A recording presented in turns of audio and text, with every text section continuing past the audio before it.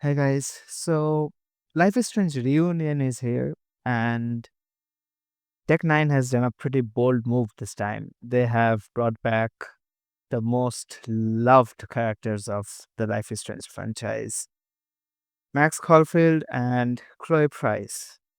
Now, did I like the game? Yes. Was it the best Life is Strange game I've ever played? Maybe not. So let's see what things I really liked, what things I thought maybe could have been better, and a few things that I think should not have been in the game. Let's dive deep and I'll explain. So, as you know, Life is Strange Double Exposure came in 2024, and Double Exposure as a game that brought back Max Caulfield uh, in a totally new setting. This time it's Caledon University. Uh, So the idea of the game was quite nice.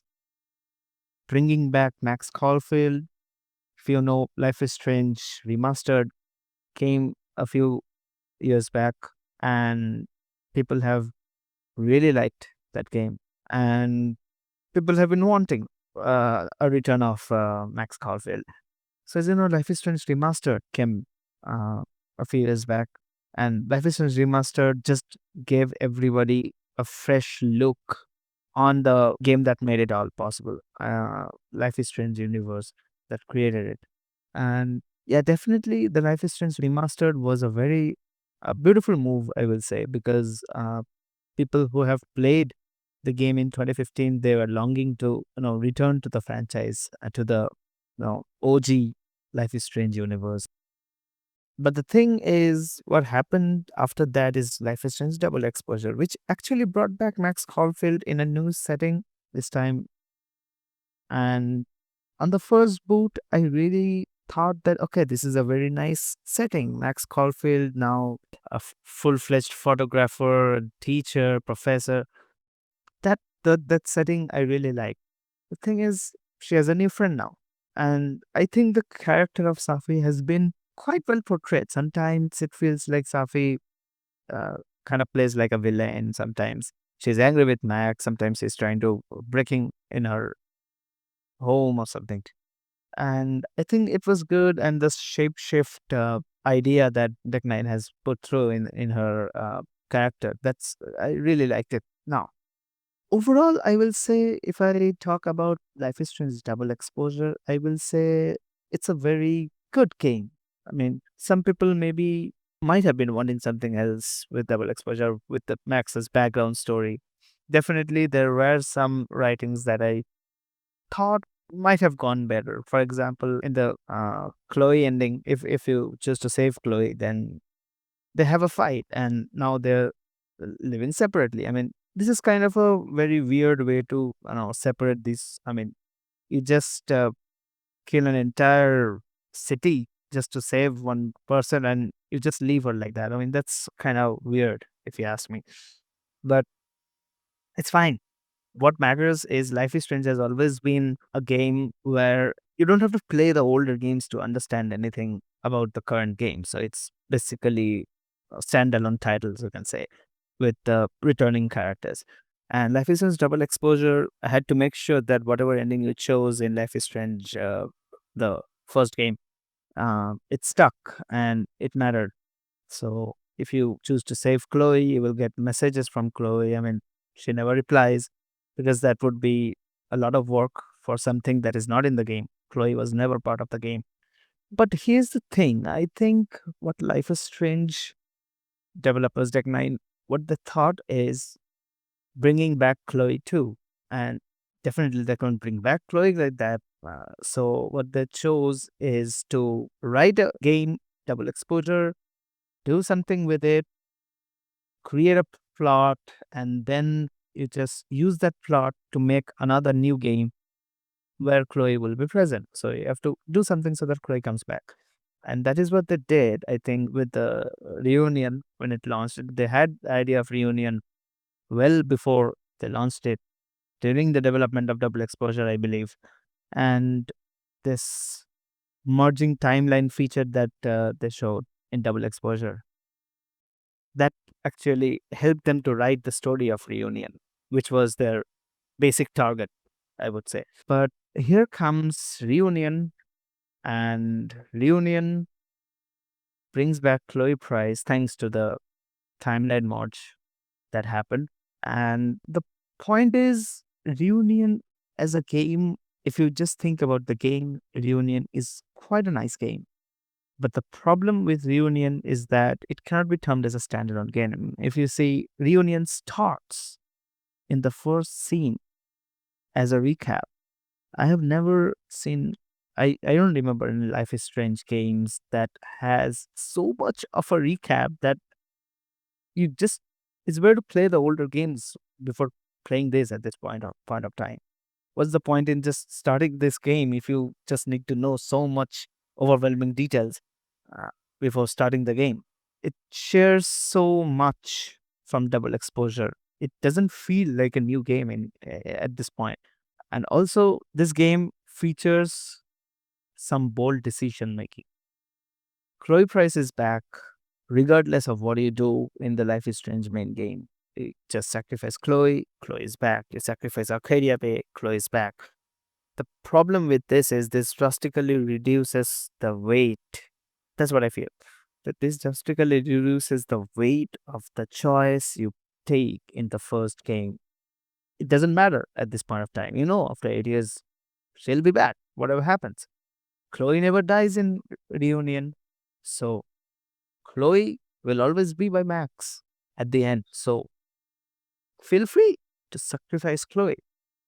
So, I mean, the the main reason I loved Life is Strange first game, the OG Life is Strange, is because of that single choice that caused so much emotions. But this time, after I played Life is Strange Reunion, it's like I would never get back and be able to think like what I used to think about that choice, that ending choice of that game.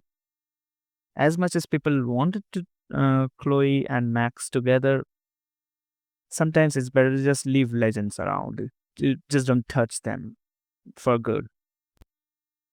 And also, there's so much weirdness in the game. Amanda never truly speaks much, never truly texts much. I did not choose to date Amanda in the double exposure, but still, as someone who's around all the time, the game just seems quietly gliding through all the minimum requirements and just getting to the point all the time. It just does not give the NPCs, the side characters, much time. It's just Chloe, Chloe, Chloe.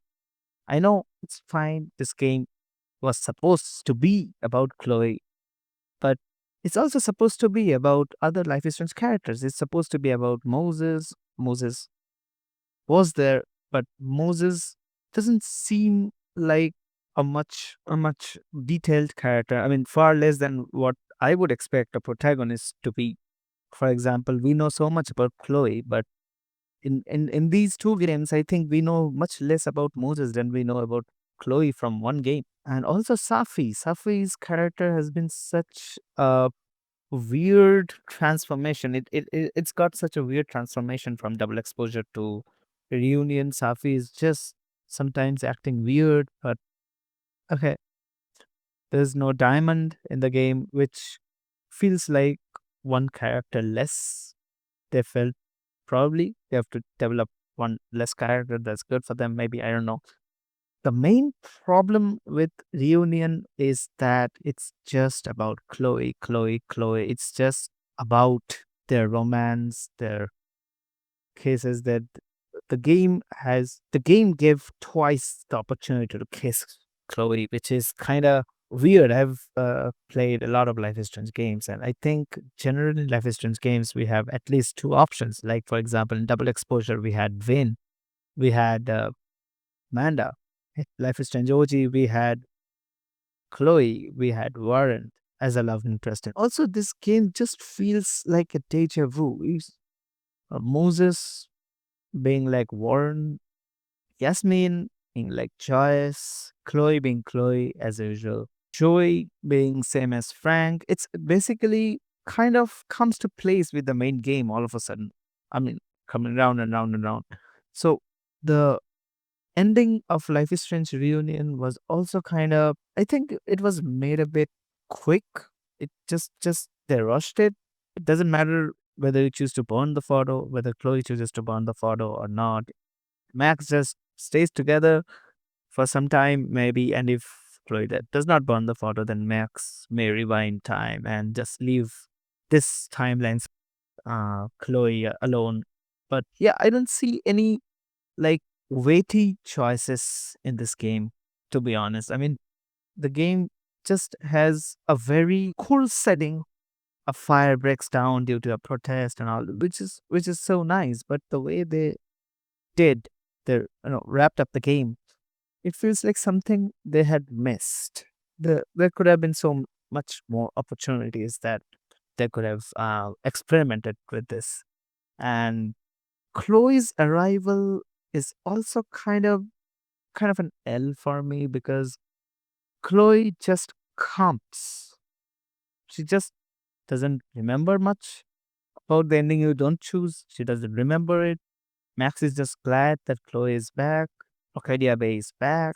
But why does the game not provide any information about why on how Max is back, how Arcadia Bay is back? It just seems like okay, they're back and Max is happy, but that's not how a very detailed game should go on. They should have explored, brainstormed the idea of bringing Black Chloe a bit more, in a more better way. That being said, it's a good game. It had quite a good moments too. Max getting high. I really love that scene. They also brought back the subtle animations of Rewind from the first game, which I also really like. Being able to save Noel, save these characters as a secondary thing. Like, you just need to be thoughtful in order to save. The game will not prompt you. Those things I really like. But at the end, the game being about Max and Chloe, I think they should have prepared a better comeback for Chloe, not in a most like absurdly sudden way. Chloe comes up and shows up in front of Max. That could have been done a bit better. And definitely, this game, I will say it again, this game feels like a DLC to Double Exposure. Which, don't get me wrong, Double Exposure is a really good game because double exposure doesn't take anything from the first game's obviousness except the fact that what he choose, Chloe dead or alive, just that. And it just flows on without changing that topic much, without taking into effect that topic much. And except when dialogue changes, which I really found really well made. Double exposure, I don't have much of an issue because double exposure is not taking anything from Life is Strange, OG Life is Strange, and just changing it. Reunion, however, just makes the choice of the first game feeling useless. There were places where I enjoyed the game. Really, I will say, as a standalone game, if I want to play Life is Strange Reunion, I think you won't be able to play Life is Strange Reunion as a standalone game because you won't understand 70% of the game because it's just a continuation, which has never been the case. If you think about Before the Storm, if you think about Life is Strange 2, if you think about Life is Strange True Colors, there were returning characters. David Madsen returned in Life is Strange 2, Steph returned in Life is Strange True Colors, but it never felt like these games were connected. You could just go on and play whatever Life is Strange games you want and just finish that game as a solo standalone game. But Reunion, you just need a lot of info beforehand, and that recap doesn't do much of an impressive job here to me. It just is not possible to explain so much Life is Strange in just a scene. It just feels like confusing, overwhelming. So there we have it. Life is Strange Reunion. There were really a few scenes that I enjoyed, but overall I will say Life is Strange Reunion feels like a cherry on top of a cake that never needed it. Life is Strange universe, Max Caulfield, Chloe Price, the ending that everybody liked in the OG was perfect. Everything was so nice in that game. Double Exposure doesn't change anything from that game. As a standalone game, I really like Double Exposure because it thought about their choices they made in the OG game and just carried away with it. But Reunion just brings everything back. And as much as I like Chloe Price being back, I want answers. I want reasons how Chloe is really back. I mean, I think it was a it was a letdown when it comes to just the decision making from Tech Nine. So let me know in the comments, guys. What do you think about Life is Strange Reunion? Whether you liked it or not, this might be the end of Max Caulfield and Corey Price's chapters, and I think personally that's okay. It's a good. It's better to just leave this story here.